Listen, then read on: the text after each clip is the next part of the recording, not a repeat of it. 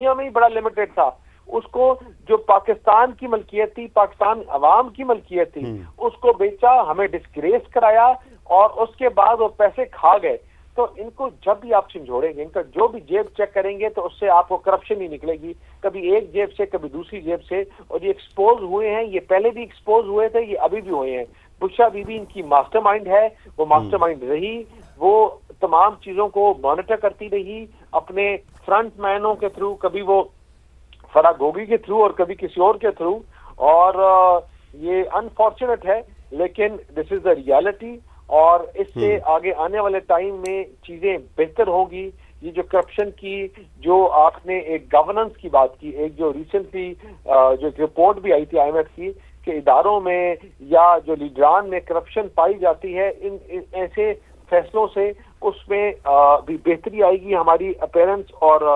हमारी ओवरऑल। बिल्कुल। अच्छा दानियाल साहब, अब ये समझा जाए, क्या ये सजा इस बयानी को मजबूत बनाती है कि जो करप्शन करेगा वो बच नहीं सकेगा, चाहे वो किसी भी ओहदे पर मौजूद हो या किसी भी बड़े ओहदे पर रहा हो? देखिए, एक फैसला तो बड़ा क्लियर ये इदारों ने कर दिया है, पाकिस्तान के प्राइम मिनिस्टर ने भी, कि आपका ताल्लुक किसी भी पॉलिटिकल जमात से हो, आपका ताल्लुक किसी भी इदारे के साथ हो, आप पाकिस्तान के आइन और कानून से बालातर नहीं हो। फैज हमीद साहब एक आर्मी चीफ, आर्मी DGISI को जो पिछली क्या नाम है सजा हुई, उसमें वन ऑफ द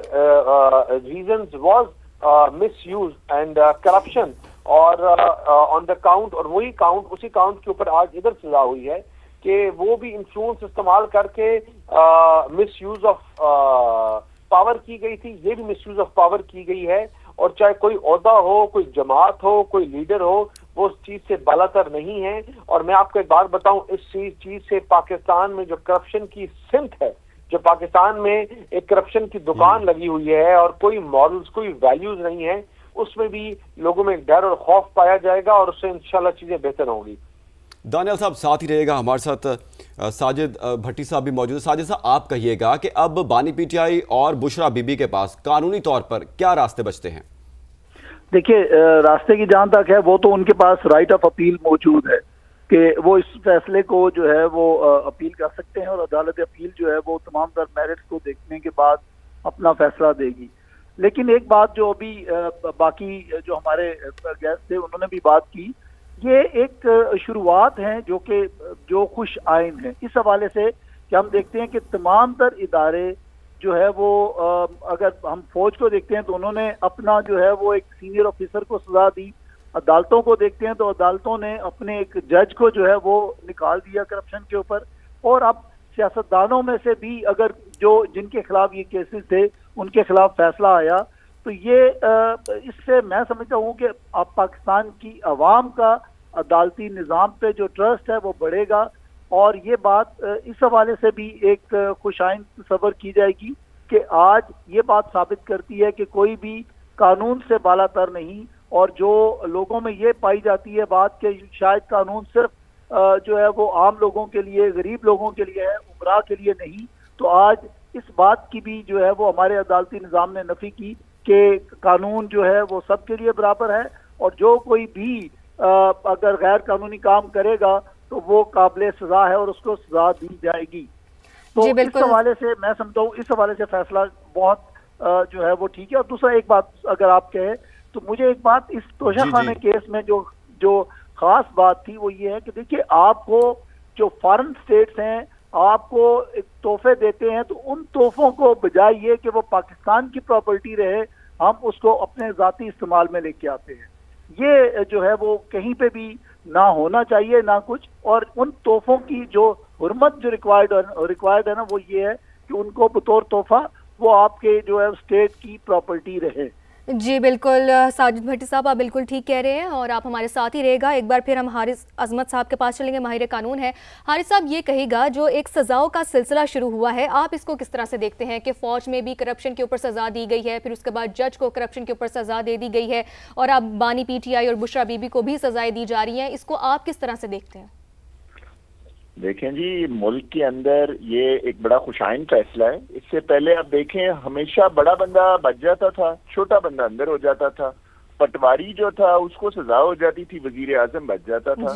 तो इस तरह के जब तक फैसले नहीं आएंगे तो एक डिटरेंट मुल्क में क्रिएट नहीं होगा, जब तक ये नहीं क्लियर होगा कि इस मुल्क में के कानून सबके लिए बराबर है। जो भी अमानत में खयानत करेगा, चाहे वो वजीर आजम है या वो कोई तहसीलदार है, वो सब अंदर जाएंगे। अगर ये इस तरह के फैसले आएंगे जो तमाम मुहज्जब माशरों के अंदर आते हैं, जहाँ पे वजीर आजम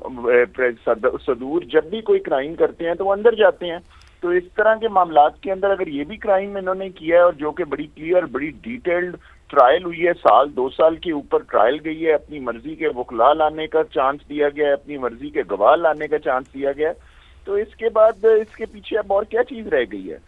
तो इस तरह के फैसलों को हारिस साहब, कता कलामी के लिए माजरत, मैं आपकी तरफ दोबारा भी आऊंगा, आपकी कानूनी राय लूंगा। अभी हमें ज्वाइन कर चुके हैं वज़ीर ममलिकत बराए कानून व इंसाफ बैरिस्टर अकील मलिक। बैरिस्टर साहब, बहुत शुक्रिया वक्त देने का। अकील साहब, सजा हुई है 17 साल की बानी पीटीआई और बुशरा बीबी को, क्या कहेंगे आप? जी बिस्मिल्लाहिर्रहमानिर्रहीम, बहुत बहुत शुक्रिया। बिल्कुल देखें जी, तोशाखाना की जो वायलेशन है उसके रूल की, और जिस तरह तोहफा मिला और तोहफा जो है बल्गरी ज्वेलरी सेट था और वो ना जमा कराया गया, उसकी ग्रेव वायलेशन थी, और उसके बाद फिर उसकी अंडर इनवॉइसिंग तमाम तर मामला करके उसकी जो असल मार्केट वैल्यू थी वो जब पता की गई म्यूचुअल लीगल असिस्टेंस के थ्रू, तो इतना बड़ा जो है वो खिलवाड़ करने की कोशिश की गई जो आज से पहले किसी जो है प्राइम मिनिस्टर ने ऐसी हरकत नहीं की। तो बिल्कुल आइन और कानून के मुताबिक फैसला है और तमाम तर उसकी जो ड्यू प्रोसेस और फेयर ट्रायल के तकाजे हैं वो पूरे हुए हैं। 15 माह जो है उसके 16 माह ट्रायल पीरियड पूरा चला है, और फिर डिलेइंग टैक्टिक्स का भी इस्तेमाल किया गया डिफेंस की तरफ से, खान साहब की तरफ से, उनकी अहलिया की तरफ से, और एडजर्नमेंट सीख करने के तमाम तर जो है हरबे इस्तेमाल करते रहे। तो जाहिर बात है इसको तमाम तर जो उस प्रोसीजर से गुजारने के बाद आज जो फैसला आया है वो बिल्कुल आइन और कानून के मुताबिक है और वो तमाम तर फेयर ट्रायल के ड्यू प्रोसेस के तकाजे पूरे करता है। अच्छा अकील साहब, ये कहिएगा कि जिस तरह आपने तमाम तर प्रोसिक्यूशन इसकी हुई, इस केस की तमाम तर जो समातें हुई, आपने भी देखा, आपने भी उनको पढ़ा सुना, तो आप समझते हैं कि इस मजबूती के साथ इस केस को जो हुकूमती वकील थे उन्होंने पेश किया है और लड़ा है कि आने वाले दिनों में फ्यूचर में जब इसको अपील की जाएगी, इसको चैलेंज किया जाएगा, तो ये खड़ा रहेगा? जी बिल्कुल, देखे ना, ये कोई सियासी बात तो नहीं है, ये कोई सियासी केस तो नहीं था। ये तो वाज़ेह तौर पे आपको चीज नजर आ रही है कि जब आप सऊदी अरेबिया के विजिट नई 2021 में और फिर वहां से तोहफे तहफ़ क्योंकि हेड्स ऑफ स्टेट को मिलते हैं और वो आके तोशाखाना में जमा कराने होते हैं, तो ये तमाम तर मामला देखे ना आपके सामने है। और ये जब ज्वेलरी सेट मिला और इससे पहले वो घड़ी वाला तमाम तर मामला था, तो डिनाई तो किसी स्टेज पे नहीं किया कि ये तोहफे हमें मिले ही नहीं। हाँ, चोरी पकड़ी गई, और जब चोरी पकड़ी गई तो फिर तमाम तरह उसका जब प्रोसीजर हुआ तो फिर इन्होंने कहा जी बिल्कुल हमारे तोहफे हमारी मर्जी। ऐसे तो नहीं होता, जब आप एक सरबराह को तोहफा मिलता है तो वो मुल्क को तोहफा मिलता है, वो किसी फर्द वाहिद को तोहफा नहीं मिलता, और उसके साथ फिर उसके रूल्स एसोसिएटेड होते हैं जो आपने जमा कराने होते हैं अपने तोहफे तोशाखाना में। और यहाँ पे वाज़ेह तौर पे जो सबसे बड़ी जो मैंने आपको जिक्र किया कि वो जिस कंपनी की का वो सेट है उससे वैल्यूएशन हुई और बाकायदा जो है म्यूचुअल लीगल असिस्टेंस के थ्रू तमाम तर मामला उसकी करंट मार्केट वैल्यू जो है पता की गई। तो फिर उसमें उन्होंने कहा जी कि इसकी मार्केट वैल्यू तो ये बनती है, और यहाँ पे ये किस तरह जो है तमाम तर मामला जो है उन्होंने अंडर इसको कर दिया इनवॉइसिंग या इसकी वैल्यूएशन जो है वो गलत लिखी गई। तो ये वाकई एक क्रिमिनल ब्रीच ऑफ ट्रस्ट है, और एक सरबराह के थ्रू है, एक हेड ऑफ स्टेट के थ्रू उस वक्त जो था उसने क्रिमिनल ब्रीच ऑफ ट्रस्ट किया, और ये तमाम तर जो करप्शन और करप्ट एक्टिविटीज हैं ये वाज़ेह तौर पर खुल के प्रूव हुई हैं इन कोर्ट ऑफ लॉ। अच्छा अकील साहब, अब ये कहिएगा, क्या इस फैसले के बाद अवाम का अदलिया के ऊपर और एहतसाब के निज़ाम पर एतमाद बढ़ा है? क्या आम शहरी अब ये कह सकता है कि पाकिस्तान में कानून वाकई हरकत में आया है? जी बिल्कुल, आइन और कानून के तमाम तर ये तकाज़े पूरे करता है, और ये एग्जाम्पल है कि अगर वो हेड ऑफ स्टेट भी होगा और उसने अगर कोई काम गलत किया होगा और उसने कानून की या किसी भी लॉ की वायलेशन की होगी तो वाज़ेह तौर पे कानून हरकत में आएगा, और कानून सबके लिए बराबर है। कानून वाकई हरकत में आएगा, आपका मौक़िफ़ आ गया है। बैरिस्टर अकील हमें बता रहे थे। भट्टी साहब, मैं आपकी तरफ आऊँगा। भट्टी साहब, आप कानूनी तौर पर इसको किस तरह देखते हैं? क्या ऑप्शंस बचे हैं अब बानी पीटीआई और बुशरा बीबी के पास, और आप समझते हैं कि जो प्रोसिक्यूशन थी जो उन्होंने इतनी मजबूती के साथ इस केस को पेश किया अदालत में और वो लड़े हैं कि आने वाले दिनों में जब इसको चैलेंज किया जाएगा तो ये स्टे कर पाएगा। देखिए, चूंकि वो सेशन जज काफी सीनियर हैं जिन्होंने सजा दी, तो अगर उन्होंने सजा दी है तो तमाम तर जो कानूनी तकाजे हैं वो पूरे करने के बाद दी और एविडेंस देखने के बाद की। देखिए, एक जो अभी बात हुई कि तमाम तर एविडेंस जो है वो मौजूद थी और कहीं पे उनकी तरफ से ये डिनाइल नहीं है कि ये तोहफे नहीं दिए गए या हमने जो है वो ये नहीं लिए, ये डिनाइल कोई नहीं आया।